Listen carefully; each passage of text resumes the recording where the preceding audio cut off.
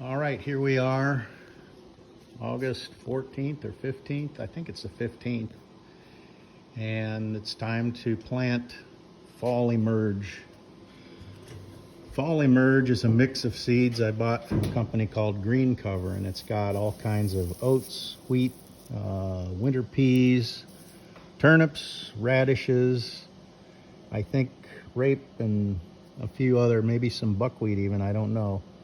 It's got a variety of different plants in, and the purpose of it is to provide diversity of plants that also enhance the soil microorganisms and that provide different maturities, so that if you're expecting deer and critters to come in, they'll have something new to eat at different intervals and different times. Some of these probably won't emerge or won't be really dominant in the field until the late winter, which is good because that's when the food sources are the fewest. So we've been through the machine. Oil's good, hydraulic fluid's good, coolant's good, and the machine's ready to go. We've hit all the grease zerks that need to be hit. We've hit all the grease zerks on the planter. The planter is a Truax no-till drill, and it's made by a company in Minnesota.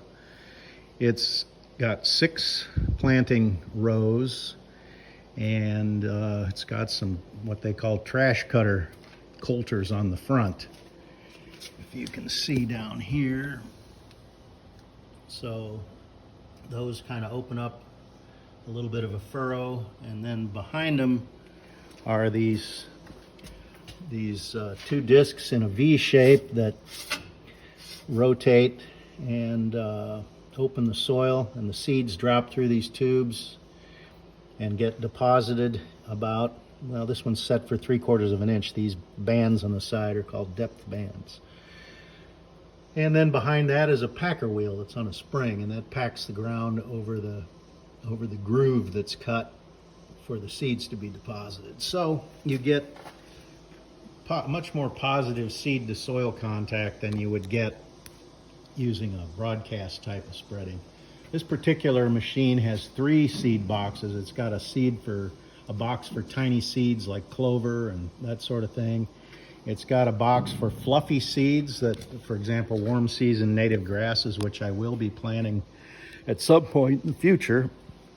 And then this box is for the large grain, things like I'm planting now. So it's a pretty versatile machine, and as I learn to operate it, I'm getting more and more pleased with it.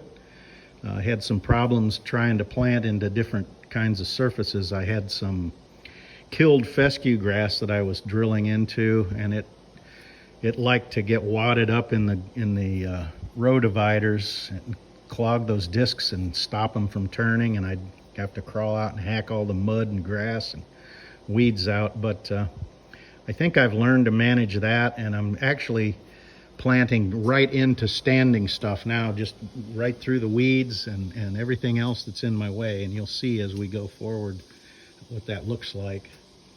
So I'm going to shut this off and I'll turn it back on, and I'm going to post these as a bunch of short videos because I don't have video editing stuff down here. And anyway, if you're not interested in them, you're not going to watch a long video anyway. And if you are interested, you can just watch the next one. See you later.